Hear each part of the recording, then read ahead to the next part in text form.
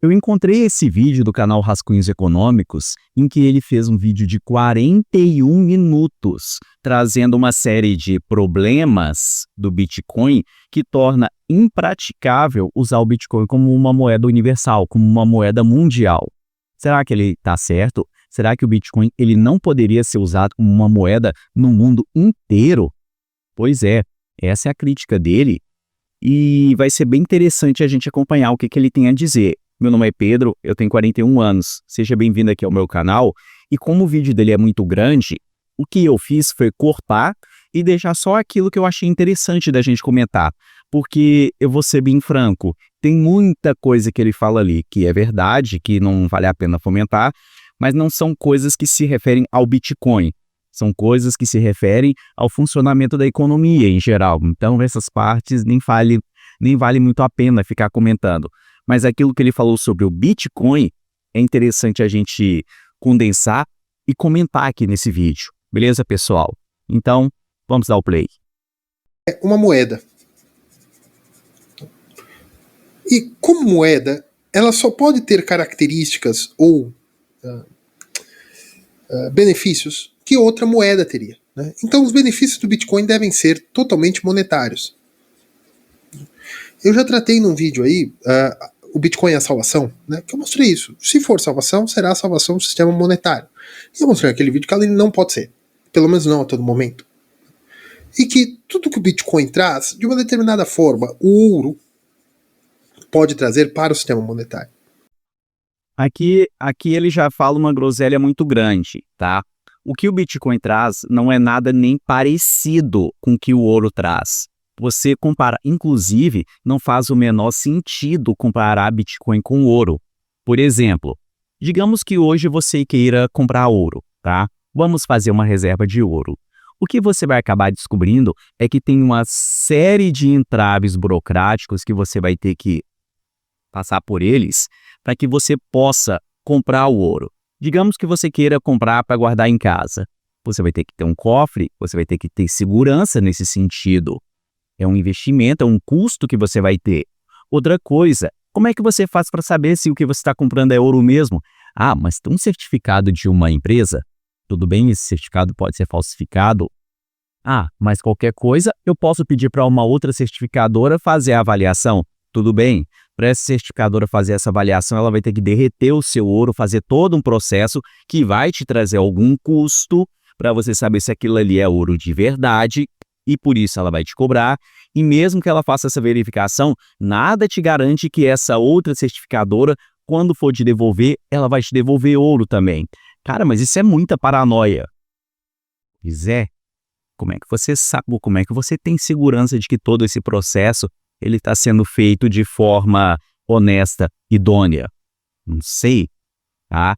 Algumas pessoas podem trazer uma série de outros argumentos técnicos, mas a gente sabe que tem muitos aspectos, muitos questionamentos que a gente pode fazer um em cima do outro, que acaba, se for uma pessoa realmente cética, ela acaba chegando à conclusão de que investir em ouro não é tão simples assim. Por outro lado, para você comprar Bitcoin, tudo que você tem que fazer é ir na corretora, fazer a compra. Offline você cria uma carteira, aí você transfere ela para um dispositivo online. Nesse dispositivo online, você clica em receber, transfere para o seu endereço e acabou. Você já investiu em Bitcoin. Ah, mas aquilo ali é Bitcoin mesmo? Você baixou uma wallet que tem código aberto. Então, sim, ela está sendo auditada por um monte de pessoas. Então, aquilo ali que você está vendo realmente são Bitcoins entrando ali para sua carteira. Você não precisa de uma autoridade, você não precisa fazer nenhum processo para auditar aquilo ali, porque você sabe, realmente, é Bitcoins. É super rápido, você não tem que fazer todo um processo. Outra coisa, digamos que você queira comprar ouro e passar de um país para o outro. Você já foi atrás de toda a burocracia que você vai ter que responder para você fazer isso? Pois é, no caso do Bitcoin não tem nada disso. Você simplesmente comprou, está ali na sua carteira e você leva isso para onde você quiser. Inclusive, o Bitcoin ele não é só muito superior ao ouro, tá? Nessa questão de que os entraves são muito menores. Tem a questão da escassez, tem outras questões a respeito do Bitcoin que tornam ele muito, muito, muito superior ao ouro. Não tem nem comparação, não tem nem graça de ficar falando sobre isso. Por causa disso, ele falar que, o que o Bitcoin faz, o ouro faz também. Não é verdade, não caiam nessa. Ele está omitindo uma série de outros fatores a respeito do ouro que, se você for analisar, você chega à conclusão de que não vale a pena. Não vale a pena investir em ouro, tá? Invista em Bitcoin, que é muito mais interessante. Como reserva de valor. Reserva de valor. Meio de pagamento. Né? Meio de pagamento. E unidade de conta. É possível? É possível. A unidade de conta, uma é atrelada à outra, né? Reserva de valor e unidade de conta. A unidade de conta, o Bitcoin é muito volátil. Só que a volatilidade do Bitcoin vai caindo à medida que o Bitcoin vai encontrando um valor. Por quê? Porque eu digo isso? Porque o Bitcoin começou a paridade 1 para 1, né? Ele começou bem antes, mas eu digo, quando ele começa a se tornar relevante, era $1 um Bitcoin, depois chega a 10 mil dólares, depois baixa um pouco, depois vai para 30 mil dólares, depois baixa um pouco, e agora no começo de 2025 ele chega a 100 mil dólares, 105, aí vai para 94 e tal. Veja, a oscilação de 100 mil dólares para 105 mil dólares é uma oscilação relevante? É uma oscilação de 5%. Léo, isso é muita coisa. É muita coisa. Mas, como taxa de câmbio, não é tão relevante assim. É possível termos uma oscilação de 10% do real pro dólar em uma semana. Vocês estão vendo que não é só críticas que a gente vai fazer ao vídeo dele? Ele está trazendo aqui um ponto real. O Bitcoin, ele realmente tem essa volatilidade, essa coisa louca, e você compra, as pessoas até assustam, ela comprou, acabou de comprar e o Bitcoin despencou, e agora, meu Deus do céu, perdi dinheiro, o que eu fiz da minha vida? Acabou! Não, calma, daqui a pouco ele volta para o patamar. Se você fez uma compra de 0,23 bitcoins, você tem na sua mão 0,23 bitcoins, e isso independente do preço que ele está tendo em dólar, em real, em euro ou em qualquer outra moeda. Por isso, essa questão da volatilidade, ela não teria que as pessoas dar tanta importância assim como elas acabam dando. E tem pessoas que falam que o Bitcoin é um ativo de risco por causa disso, sendo que não é verdade. O Bitcoin não é um ativo de risco. É possível termos uma oscilação de... logo o teto vira piso e o piso vira teto e vice-versa, mas é possível. Né? Então a volatilidade do Bitcoin, como uma problemática, está caindo, né? Essa problemática está caindo à medida que o Bitcoin vai encontrando seu teto. Por quê? Porque aí você já consegue saber que ele é uma reserva de valor. Porque no momento que ele está hoje, se ele começa a cair para 50, 60, ele vai de 90, né, para 60, 50, 30, 20. Se ele cai tanto assim, o Bitcoin acaba.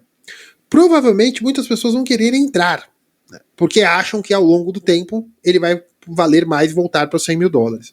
Então ele é uma reserva e as pessoas têm expectativa que ele seja uma reserva. Isso que ele está falando é bem interessante. Você que compra Bitcoin e de repente você vê que ele está despencando. Quanto mais o Bitcoin estiver despencando, mais Bitcoin você deveria estar comprando. E não você ficar assustado, meu Deus do céu. Não. Que ótimo que Bitcoin. Tomara que ele despenque, tomara que chegue a zero. Assim eu posso comprar muito Bitcoin. O que vai acontecer? Quando o Bitcoin está caindo, e você sabe que daqui a pouco ele sobe de novo, você tem que comprar ele o mais rápido possível antes que ele suba. Porque se você der bobeira, você vai estar perdendo a oportunidade de você ter um rendimento a mais nesse movimento de descida, comprar na baixa e vender na alta. Por isso, essas pessoas que compram o Bitcoin e acabam se assustando com a volatilidade e pulam fora, elas pulam fora porque elas não entendem muito bem como é que é o funcionamento dessa criptomoeda. Mas vamos prosseguir. Léo, na verdade ele é uma reserva porque ele é escasso. Escassez não significa nada para o valor de algo. Léo, como assim? Amigo, existem mais reais ou dólares no mundo? Existem mais dólares. Por que o dólar vale mais que o real, então? Ah, não, porque mais pessoas demandam dólar, exatamente. A escassez só vale alguma coisa? A escassez relativa. Eu concordo com ele nesse ponto de que a escassez do Bitcoin não é a justificativa porque ele é válido. E realmente, você não tem que achar que o Bitcoin ele é valioso porque ele é escasso. Por que que o Bitcoin ele é valioso? Ele é valioso, primeiro, porque ele é inconfiscável. Esse é o principal ponto que faz as pessoas elas migrarem para o Bitcoin. Elas sabem que é um dos únicos ativos que existem que não tem nada que um governo possa fazer para te tomar ele, a não ser que ele te coaja de outras formas. E mesmo que ele faça isso, nada impede que você tenha várias carteiras, por exemplo, você apresenta uma e as outras elas continuam expostas, escondidas. Não estou sugerindo para vocês fazerem isso, mas a gente sabe que muitas pessoas acabam fazendo. Esse é um dos motivos porque as pessoas migram para o Bitcoin. Outra coisa, tem a questão da segurança, que é o que muitas pessoas elas não entendem. O Bitcoin ele é seguro mesmo? Se eu comprar, será que não vão me roubar? Eu já falei sobre isso em um vídeo.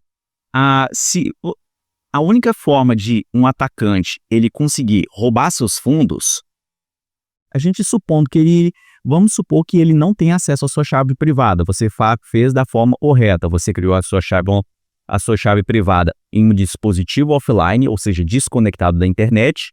Se está desconectado, não existe nada que o atacante possa fazer. Como é que ele vai invadir o seu celular ou seu dispositivo se ele não está conectado a nada? Não tem que fazer. Então, o que resta para o atacante? Uma alternativa é quebrar a criptografia do Bitcoin. E aqui a gente entra lá no problema do logaritmo discreto, que não tem solução até o presente momento, a não ser o algoritmo de Shor. O problema é que o algoritmo de Shor ele só funciona em computadores quânticos, em computadores com uma capacidade de processamento gigantesca, e também não é qualquer computador quântico que consegue quebrar uma carteira do Bitcoin. Teria que ser o computador quântico. A gente precisaria ter um computador quântico super avançado para a gente chegar no ponto que a gente consegue quebrar uma única carteira. Você vai ver os computadores quânticos que você vê hoje. Esses computadores quânticos são trambolhos gigantescos, tem um monte de fios, um monte de coisa ali que para ele fazer funcionar, e esses computadores eles não têm nenhum milésimo da capacidade necessária para quebrar uma única carteira que seja. Ou seja, é uma coisa que não é praticável. Então, essa questão da criptografia você não tem como atacar. E mesmo que chegue num ponto em que consigam atacar a criptografia, nada impede que até lá a rede simplesmente troque a criptografia e coloque uma outra que agora é resistente ao quanto. E isso já está sendo trabalhado e em qualquer momento isso vai chegar. Você não pode atacar a criptografia. O que resta? Resta testar todas as possíveis chaves privadas até descobrir qual que funciona naquela chave pública.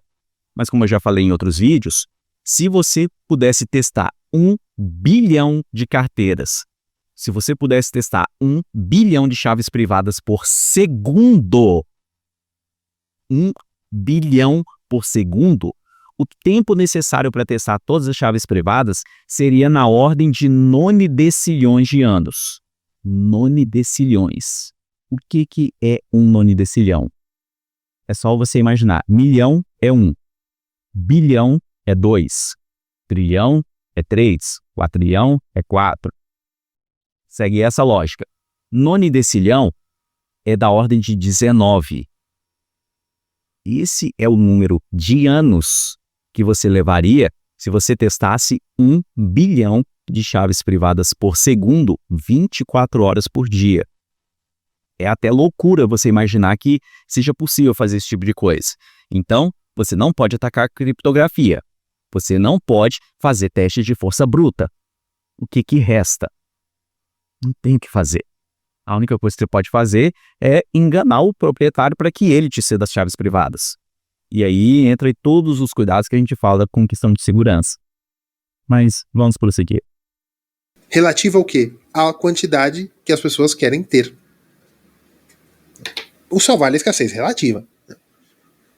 Essa folha de papel escrita dessa forma é única, ninguém quer. E se um dia eu ficar muito famoso e daqui uns 100 anos venderem no meu leilão, né, num leilão, as pessoas podem querer. Por quê? Porque só vai ter essa folha e as pessoas já veem o valor. Mas a escassez é sempre escassez relativa.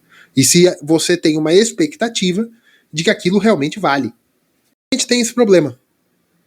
Você tem o problema da volatilidade, Só que você tem uma expectativa que ao longo do tempo o Bitcoin vai continuar subindo. Léo, ele vai continuar subindo porque as moedas fiat, né, de Banco Central, vão continuar sendo diluídas e isso vai diluir o valor do dinheiro. Então o Bitcoin sempre vai se valorizar. Não necessariamente. Aqui ele cometeu um erro e o erro vai contaminar todo o restante do vídeo dele. A partir desse erro fundamental, ele vai cometer uma série de erros ao longo do vídeo em que vai comprometer completamente a análise, e aí a gente não tem mais muito o que dizer. Qual é o erro principal que ele está tendo? Ele está partindo do pressuposto de que o Bitcoin ele vai crescer ao infinito e além, e ele nunca mais vai parar de crescer, o que não é verdade. Também cai no erro de que muitas pessoas acreditam que o Bitcoin ele cresce porque as moedas estatais elas estão diminuindo, o que também é falso. O Bitcoin ele não está crescendo porque as moedas estatais elas estão diminuindo. Também não tem nada a ver com a escassez. Não caiam nesse erro, porque não faz o menor sentido. O Bitcoin ele está crescendo de valor por causa da demanda que está aumentando. Preço é oferta e demanda. Isso é o princípio mais básico de economia. Se um preço ele está subindo, ou a oferta está caindo, ou a demanda está subindo. E no que está acontecendo no caso do Bitcoin é isso. Ele está crescendo de uma forma explosiva porque a demanda está crescendo de uma forma explosiva. Hoje, estima-se que 5% da população mundial tem alguma carteira lá com algumas criptomoedas e alguns bitcoins. E esse número ele só tende a subir ano após ano.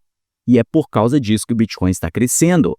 Então, você dizer que o Bitcoin está crescendo porque as moedas estatais estão se desvalorizando. Isso explica uma parte da valorização, mas não explica toda ela. E nem explica o motivo principal por que o Bitcoin está crescendo. O Bitcoin está crescendo de uma forma explosiva porque a adesão das pessoas está aumentando.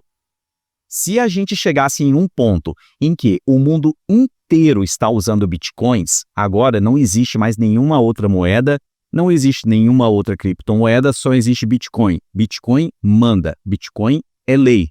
Nesse ponto, não se tem... Se a gente chegar nesse ponto, já não faz mais sentido você falar em valorização. O Bitcoin está se valorizando em relação ao quê? Tá? Não existe mais outra moeda. Acabou, já era. Então, nesse ponto, se a gente chegasse nesse ponto, aí tudo bem. O Bitcoin você só poderia falar se ele está se valorizando ou não em relação a produtos e serviços.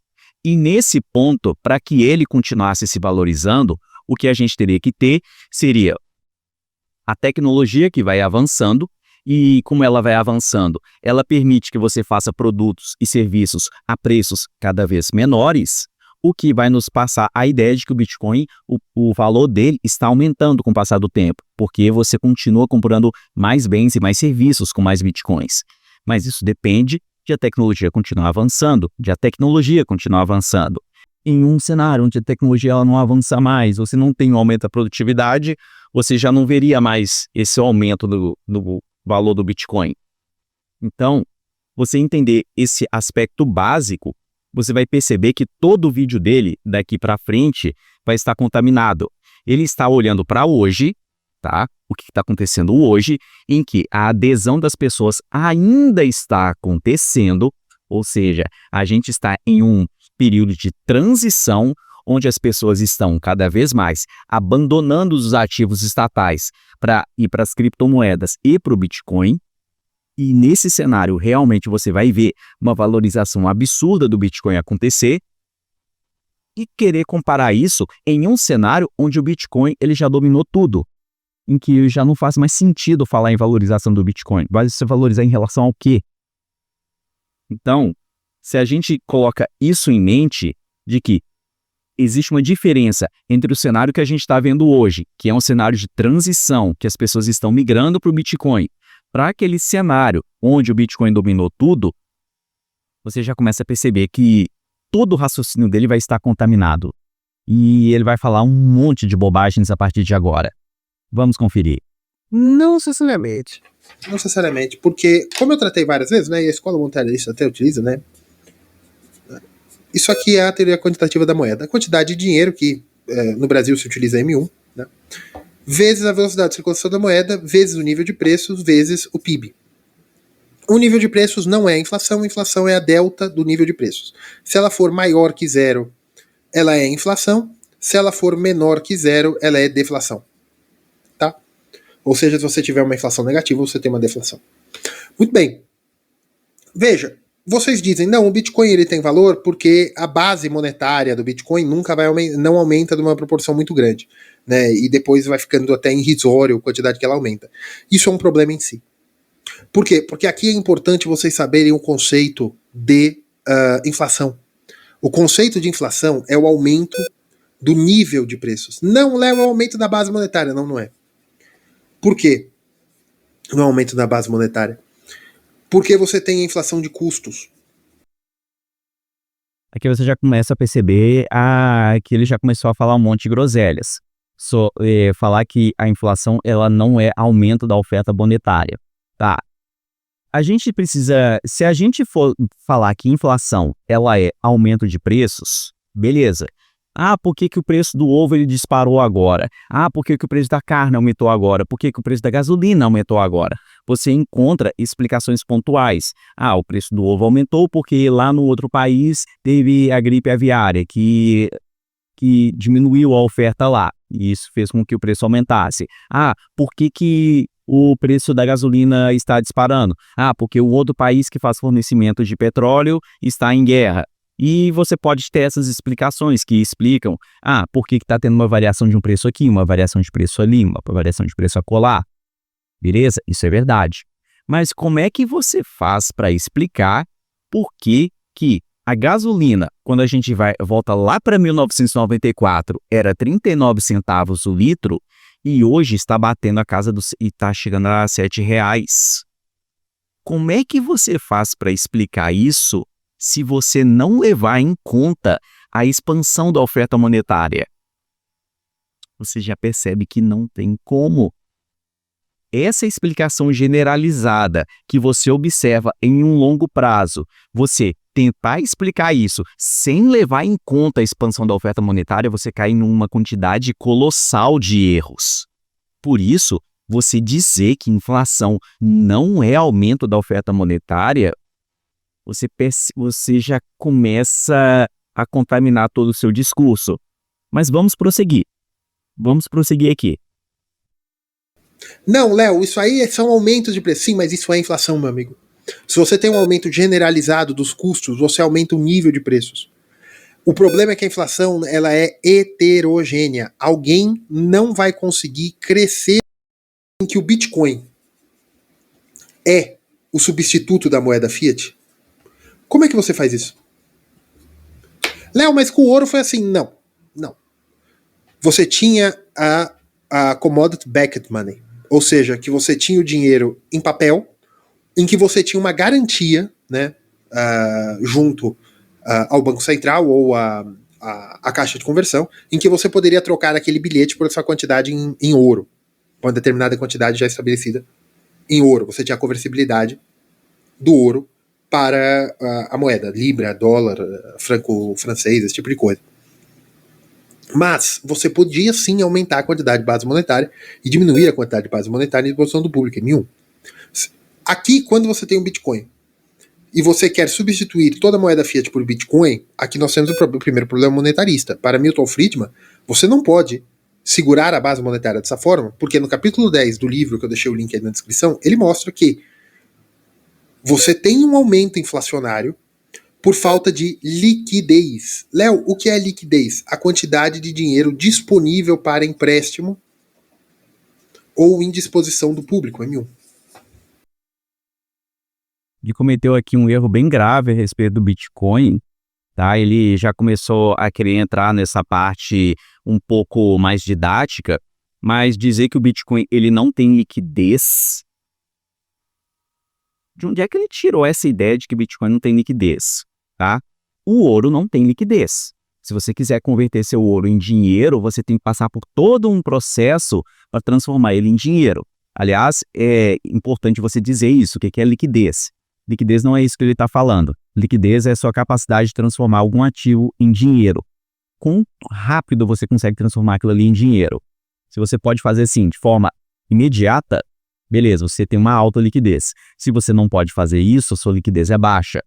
Pega então um exemplo aqui, alguns fundos de investimento, você pode dizer que eles têm uma alta liquidez, porque a qualquer momento você pode fazer o resgate. Se você pega na questão dos imóveis, a liquidez é baixíssima. Você não consegue transformar aquele imóvel em dinheiro assim da noite para o dia. Você tem que fazer toda uma série de processos burocráticos. E no caso do Bitcoin, a liquidez ela é imediata. Se você quiser transformar os seus Bitcoins em dinheiro agora, você consegue fazer isso. E se você quiser transferir para fulano, para ciclano, para beltrano, assim de uma forma bem louca, assim, bem dinâmica, você consegue a qualquer momento. Você consegue fazer a hora que você quiser, várias vezes ao dia, se você quiser. Tenta fazer isso com outros ativos. Tenta fazer isso com o ouro, que ele está falando aqui. E também tem essa questão. O Bitcoin, ele não é falsificável. No caso do ouro, se uma autoridade, ou seja lá quem for, disser que tem X de ouro e essa pessoa não tem, como é que você faz para saber isso? Por isso que eu estou falando que o Bitcoin ele não é igual ao ouro. Você não tem nem comparação o Bitcoin com o ouro. O Bitcoin está anos-luz do ouro e você supor que Bitcoin ele está fazendo um trabalho parecido com o ouro, não. Não tem nada a ver uma coisa com a outra. Esquece essa ideia. Quando você tem pouca liquidez na economia, os juros aumenta. Quanto maior os juros, menor a liquidez. Ao passo que quando os bancos centrais aumentam os juros é porque eles querem retirar liquidez da economia para diminuir o nível de preços. E isso gera uma diminuição do PIB também. Eu já expliquei no livro. Aqui ele está falando outra groselha, tá? Os bancos centrais eles aumentam juros quando a dívida deles está explodindo. Esse é o motivo porque o Banco Central aumenta juros. Ele está aumentando os juros porque a dívida está explodindo, porque ele gasta mais do que arrecada, e como as pessoas estão vendo que está ficando cada vez mais arriscado colocar dinheiro ali para financiar o governo, ele tem que jogar a taxa de juros lá para cima para que as pessoas elas acreditem para que as pessoas elas tenham um incentivo a fazer o investimento ali no governo, porque de outra forma elas não investiriam, tá? Tem essa correção, dizer que a taxa de juros ela é um balizador da economia. Não tem nada a ver com isso, tá? Taxa de juros estipulada pelo governo é só uma forma de manipulação.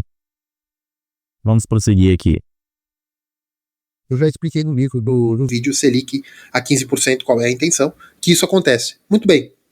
Só que o passo é o seguinte, mesmo se os bancos centrais não mexerem na inflação, se você tem uma base monetária que é fixa e a economia começa a crescer e a produção da economia crescendo e isso aqui é deflacionário, tá? Quando você tem uma base monetária que não cresce, você pode ter deflação, mas isso aqui não é deflacionário. Mas o Bitcoin tem um incentivo deflacionário. Qual é o incentivo deflacionário? Você já tem a expectativa de que o Bitcoin vai continuar crescendo. Vocês percebem o que eu estou falando? Lá atrás eu comentei. Você tem uma expectativa de que o Bitcoin ele vai crescer ao infinito e além, porque hoje está havendo uma transição da economia da moeda fiat para o Bitcoin. Isso está acontecendo devagar, mas está acontecendo de uma forma constante. E cada vez mais pessoas vão investir em Bitcoin. Se você não começar a investir em Bitcoins agora, você vai se arrepender amargamente lá no futuro. Muitas pessoas que tiveram contato com Bitcoin lá atrás e não investiram, hoje elas já estão chorando, porque realmente elas perderam uma oportunidade de ouro, uma oportunidade que talvez elas nunca mais vão ter na vida. Por isso, se você está tomando conhecimento do Bitcoin, invista hoje, invista rápido. Então, o Bitcoin ele tem uma iniciativa repressiva da economia. Porque como você já tem uma ideia de que o Bitcoin vai continuar valorizando, a sua propensão a poupar é muito mais alta. O que você pode fazer? Eu posso poupar e ainda ganhar juros. Como eu posso poupar o Bitcoin, porque eu tenho expectativa de que a valorização do Bitcoin vai continuar crescendo, ou seja, que os preços relativos, eu já não tenho mais dólar, hein? Eu já estou falando que o Bitcoin é a última moeda. Ou seja, que os preços relativos da economia vão continuar baixando frente ao Bitcoin. Que o Bitcoin vai valorizar. O Bitcoin valorizando, o que eu faço? Eu deixo o Bitcoin rendendo juros. Eu posso emprestar, como já existe hoje, colaterais em Bitcoin, e que ele dá uma porcentagem, né? E que isso vai gerar dois incentivos. Ou você vai gerar uma armadilha da liquidez às inversas, que ninguém quer investir. Ninguém quer investir, ninguém quer produzir. E para as pessoas investirem ou produzirem, elas vão querer um aumento do nível de preços, porque o Bitcoin é deflacionário. Ele está ignorando aqui um outro fator que acontece na economia, quando ele fala o seguinte: as pessoas só vão comprar Bitcoin, ninguém mais está querendo comprar, ninguém mais vai querer investir, ninguém vai mais querer empreender. Ele esquece o fato de que é impossível você não consumir. É impossível você não gastar dinheiro. Você tem que gastar dinheiro para comer, você tem que gastar dinheiro para se vestir, você tem que gastar dinheiro para morar, você tem que gastar dinheiro para um monte de coisas. Você não pode simplesmente, vou pegar 100% do meu salário e vou investir. Não, você tem que gastar dinheiro para se manter vivo. Porque senão, meu amiguinho, que adianta você ter um ativo que está lá, que vai se valorizar com o passar do tempo, se você ir de base? Então, é impossível você não consumir. Uma hora ou outra, o seu carro vai quebrar. Uma hora ou outra, o seu celular vai quebrar, outro eletrodoméstico, você vai ficar doente e vai acontecer milhões de coisas diferentes que vão te obrigar a gastar. Então, você partir do pressuposto de que tem um ativo ali que se valoriza muito e a existência desse ativo pode simplesmente travar a economia toda, é uma coisa que não faz o menor sentido, porque é impossível as pessoas pararem de gastar. Por mais frugal que uma pessoa seja, por mais sovina que uma pessoa seja, por mais minimalista que uma pessoa seja, ela vai ter que gastar. Por isso que você supor que a economia ela vai travar se tiver um ativo como Bitcoin que valoriza muito, sendo que eu já expliquei lá atrás do vídeo que esse processo ele não é infinito. Ele tende a aumentar à medida que mais pessoas vão comprando Bitcoins. No momento que você tem uma economia que é 100% baseada em Bitcoin, você não tem mais esse processo acontecendo, a única valorização que você ainda vai ver no Bitcoin é se os preços eles vão diminuindo com o passar do tempo, que só vai acontecer, como ele próprio falou, se a produção está aumentando, se a tecnologia ela está avançando. Se esse processo ele não está acontecendo nessa velocidade, os preços eles não vão decrescer tão rápido assim. Então, quem está investindo em Bitcoin neste momento, em um momento que só tem Bitcoin, ele vai ter que começar a pensar em outras formas de ganhar dinheiro, porque só guardar de Bitcoin já não vai mais resolver a vida dessa pessoa. Porque o Bitcoin é deflacionário. Só que por que eu vou produzir se deixar o dinheiro parado, deixar o Bitcoin parado na minha e-wallet, vamos considerar uma deflação de 10% ao ano? Léo, tudo isso, se o Bitcoin é dinheiro, a deflação dele foi muito mais do que isso. Porque ele saiu de $1 em 2010, 2011, sei lá, para hoje para 100 mil. Então, vamos considerar uma deflação de 10% ao ano? Então você deixar o seu dinheiro parado numa e-wallet, ou ainda como colateral, né, você tem uma valorização frente aos bens reais da economia de 10%. Como é que você mexe uma economia assim? Tá. A resposta bem simples para ele é o seguinte, tá? A gente tá vendo ali, por exemplo, o Bitcoin, vamos dizer que o Bitcoin ele dobra de valor a cada 2 anos. Não, vamos um cenário ainda melhor. Vamos dizer que ele dobra de valor a cada ano. Então você pensa, por que eu vou empreender? Por que eu vou me arriscar em um próprio negócio ao invés de simplesmente pegar e jogar no Bitcoin, já que o Bitcoin ele dobra a cada ano, por exemplo? O que as pessoas elas estão esquecendo nessa equação é que, digamos que eu pego R$1.000, o que eu posso fazer? Pegar R$1.000 e colocar no Bitcoin ou pegar R$1.000 e empreender? Se você tiver um tino para negócio, você transforma esses 1.000 em 2.000 em questão de uma semana. Você fazendo um investimento ali correto, empreendendo, você vai comprar as mercadorias em um lugar e vender em outro, onde pagam mais caro, você consegue transformar 1.000 em 2.000 em questão de uma semana. Como é que o Bitcoin compete com isso? ele só vai competir no caso daquelas pessoas que não têm aquele tino para negócio, que não conseguem empreender, porque realmente é um talento, não é para todos. Mas aqueles que têm, aqueles que empreendem, eles percebem que sim, vale a pena você investir no seu negócio, mesmo sabendo que tem um ativo que dobra de valor todo ano. Ainda vale mais a pena você empreender do que colocar nesse ativo, porque você tem um tino para negócio que te permite ter esse rendimento explosivo. Para a maioria das pessoas, não é bem assim que funciona. A maioria das pessoas não tem esse tino. Então, para elas, o que resta é procurar ativos que realmente tenham algum rendimento mais interessante. E tem também aquelas pessoas que são deficitárias, elas gastam mais do que elas ganham. E aí essas pessoas têm que ficar se financiando, elas nem têm o que guardar. Então para essas pessoas nem faz muito sentido essa discussão. Elas estão vendendo o almoço para comprar a janta. Escasso do jeito que você disse. Sim, ele é. A escassez em si, o importante é a escassez relativa, né? Como eu já disse aqui, o importante é a escassez relativa. Porque se você tem escassez, né? Se você tem escassez e ninguém quer aquilo, ele não importa. Só que, à medida que você tem a escassez da liquidez, porque ninguém consegue produzir mais bitcoins ao ritmo que a economia necessita, e as pessoas continuam demandando, o preço relativo dos bitcoins vai aumentando. Ou seja, eu quero tanto bitcoins que eu estou disposto a cobrar menos pelos seus bitcoins. Né? Eu construí uma casa que vale 10 bitcoins.